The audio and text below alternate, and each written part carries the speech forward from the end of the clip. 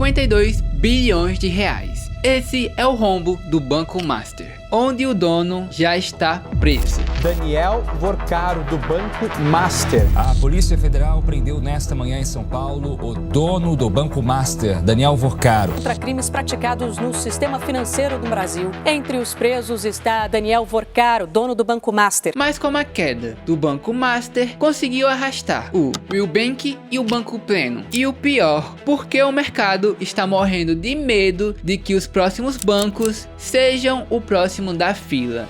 E nesse vídeo vamos ver a conexão invisível que está derrubando essas peças uma por uma.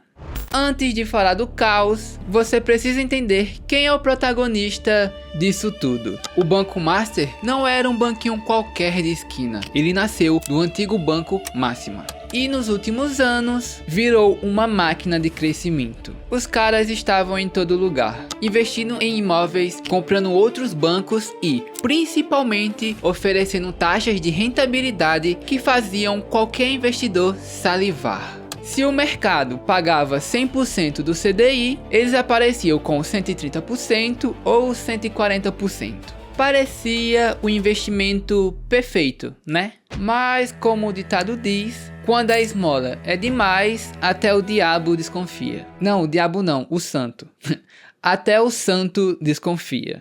Só que em março de 2026, a máscara caiu. A operação Compliance Zero da Polícia Federal revelou que esse crescimento não era fruto de uma genialidade financeira, mas de algo muito mais sombrio. O Banco Central identificou um rombo de 52 bilhões de reais. Bi, não é milhões, são bilhões de reais. Para você ter uma ideia do tamanho desse estrago, isso é muito mais do que o valor de mercado de muitos bancos tradicionais inteiros. O que aconteceu foi uma mistura de créditos falsos, ativos que só existiam num papel e uma captação desesperada de dinheiro via CDBs para cobrir buracos anteriores. E aqui entra o ponto que deixou o mercado em choque. Não foi uma má gestão ou decisões arriscadas. A investigação aponta para uma estrutura montada para ocultar prejuízos. O CEO, Daniel Vorcaro, acabou preso. Os caras usavam o banco para gerar recursos de origem duvidosa. E quando o dinheiro parou de entrar na velocidade que eles precisavam para pagar os juros altos que prometiam, e a conta simplesmente não fechou. Agora você deve estar pensando, beleza Everton, mas eu não tinha uma conta lá, então eu estou seguro, certo? Errado.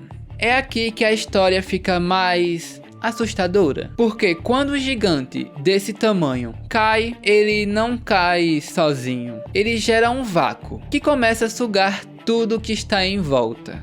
Esse rombo de 52 bilhões não sumiu no ar. A conta chegou e foi direto para o FGC, aquele fundo que garante o seu dinheiro se o banco quebrar, e quando o cofre do garantidor fica vazio, o sistema inteiro começa a tremer. A confiança, que é a única coisa que mantém um banco de pé, começou a escorrer pelo ralo. E o primeiro a sentir o impacto foi um banco público que ninguém esperava.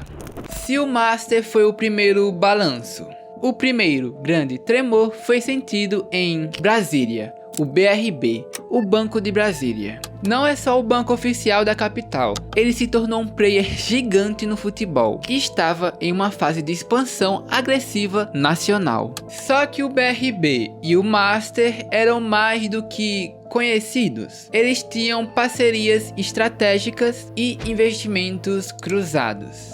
E é aqui que a teoria vira prática. Quando seu maior parceiro explode, você fica com os estilhaços. Mas muita gente pode pensar, por que um banco quebra se ele ainda tem prédios, sistemas e funcionários? A resposta é uma só: confiança. Um banco só existe quando você acredita que, se pedir seu dinheiro de volta hoje, ele vai estar lá. O sistema bancário é baseado em alavancagem. Se todo mundo resolve sacar ao mesmo tempo, a famosa corrida bancária. Nenhum banco do mundo, nem o maior deles, aguenta o tranco. E o que aconteceu com o BRB foi o início desse pesadelo. O mercado olhou para o rombo do Master e pensou: espera aí, quanto o BRB tem de dinheiro lá dentro? A coisa ficou tão feia que o BRB simplesmente não conseguiu entregar o balanço contábil. Só imagina a cena. O banco chega para os investidores e diz: olha, a gente não sabe exatamente quanto perdeu ainda. Isso é um beijo da morte no mercado financeiro. A CVM, que é a polícia da bolsa, começou a multar o banco e as ações derreteram. O mercado ficou cauteloso da noite para o dia. Quem tinha dinheiro em banco médio ou pequeno começou a olhar para o aplicativo com o dedo coçando para transferir para os bancões. E não parou no BRB.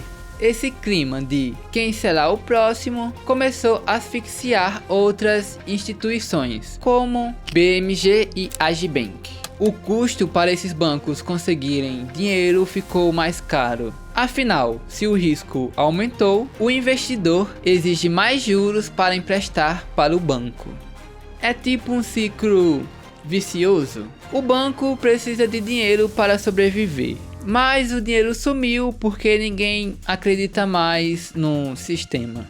Mas se você acha que o problema são apenas os números escondidos, você ainda não viu a parte que afeta o seu bolso diretamente. Porque existe um grupo de bancos que está batendo recorde, mas não é de lucro, é de reclamações e processos. Calma, está curtindo o conteúdo? Se quiser apoiar o canal e ainda participar do nosso Discord exclusivo, vire membro do canal. O botão Seja Membro está logo aqui embaixo. Você já ouviu a frase: o banco entrou em liquidação? Muita gente acha que é uma promoção de taxas, mas na verdade é um atestado de óbito de uma instituição financeira. Quando o Banco Central decreta a liquidação, ele está puxando a tomada. O banco para de funcionar na hora. As contas são bloqueadas e um interventor assume para tentar vender o que sobrou e pagar as dívidas. É o game over bancário. E o que parecia um caso isolado do Master virou uma limpeza geral. O Will Bank, que muita gente conhecia pelas campanhas coloridas e foco no público jovem, e o Banco Pleno foram os próximos da lista. Por que eles rodaram? Simples. Eles faziam parte do mesmo ecossistema que o Master. O Banco Central percebeu que a saúde financeira dessas instituições era uma ilusão aumentada por uma engenharia contábil que não se sustentava mais. E quando o pilar principal, o Master, caiu, a estrutura digital desses bancos desmoronou junto. Agora imagina você acordar, tentar pagar um boleto ou fazer um pix para o almoço e ler: serviço indisponível. É o pesadelo de qualquer cliente. Nesses casos, o dinheiro fica sequestrado até que o FGC, aquele fundo que a gente falou, organize o pagamento. Só que tem um detalhe: isso demora. Pode levar semanas, meses, e enquanto isso, as suas contas não esperam. O limite de garantia é de 250 mil por CPF. Mas o estresse emocional de não ter acesso ao próprio dinheiro não tem preço que pague. A essa altura você já deve ter percebido o padrão, né? Agora não estamos falando mais de um erro de um gerente ou de um investimento ruim de um banco pequeno. Estamos vendo vários sinais acontecendo exatamente ao mesmo tempo. Primeiro o Master, depois o BRB travando o balanço. Agora as liquidações do Will e do Pleno. Isso não parece e não é coincidência. É uma limpeza sistêmica. O mercado financeiro brasileiro está passando por uma limpeza de terreno que não víamos há décadas. E o que assusta não é só quem já caiu, mas quem ainda está de pé, mas operando no limite. Porque enquanto alguns bancos estão sumindo do mapa, outros estão batendo recordes de um jeito que você, como consumidor, precisa abrir o olho agora mesmo. Chegamos ao ponto onde tudo se conecta. Você provavelmente já ouviu falar de que, se o seu banco quebrar, você está seguro porque existe o FGC, o Fundo Garantidor de Créditos. Muita gente dorme tranquilo, achando que o FGC é um cofre infinito do governo federal, que vai imprimir dinheiro para salvar todo mundo. Mas aqui vai a primeira verdade. O FGC não é o governo, ele é uma entidade privada, mantida pelos próprios bancos. E a segunda verdade é a que está tirando o sono dos grandes economistas de 2026. O FGC não é invencível. Lembra daqueles 52 bilhões de reais do rombo do Master que a gente falou lá no começo? Pois é, quando um banco desse tamanho implode, o FGC tem que abrir o cofre para pagar os milhares de investidores e corretistas. O problema é que o patrimônio total do FGC não é um poço sem fundo. E quando você tem um efeito dominó, Master, Will Bank, Banco Pleno e a instabilidade no BRB, o fundo começa a queimar suas reservas em uma velocidade assustadora. E é aqui que tudo se conecta, porque existe uma rede de proteção, mas ela tem limites físicos e financeiros. Se o problema continuar escalando e mais 2 ou 3 bancos de médio porte balançarem, o FGC pode entrar em uma crise de liquidez. Ou seja, ele tem um compromisso de pagar, mas não tem o dinheiro em mãos no momento. E se o garantidor não conseguir garantir, o que acontece com a sua confiança no sistema? O que estamos vivendo agora não é apenas uma sequência de falhas de gestão, é o maior teste de estresse do sistema financeiro brasileiro moderno. Se o problema vazar para os bancos que sustentam o agronegócio ou o crédito imobiliário, a rede de proteção pode simplesmente não aguentar o peso. O sistema inteiro está sendo testado e, pela primeira vez em muito tempo, a resposta para "meu dinheiro está seguro" não é um sim imediato. Agora, para você que chegou até aqui, vamos ligar os pontos. O que a gente viu nos últimos meses no Brasil não foi uma sequência de azares. Foi um efeito dominó clássico, onde a primeira peça tinha um nome: Banco Master. Quando Daniel Vorcaro foi preso e o rombo de 52 bilhões apareceu, ele não derrubou apenas um banco, ele derrubou a confiança, que é o oxigênio de todo o sistema financeiro. Olha o desenho da crise. Primeiro, o Master implode por fraude e gestão temerária. Segundo, o mercado entra em pânico e começa a olhar quem estava andando junto. Terceiro, o BRB trava o balanço porque os seus investimentos com o Master viraram fumaça. Quarto, o Banco Central, vendo o risco subir, puxa a tomada do Will Bank e do Banco Pleno para evitar que o buraco aumentasse. E o quinto, tudo isso cai no colo do FGC, que agora está sob uma pressão que nunca viu antes.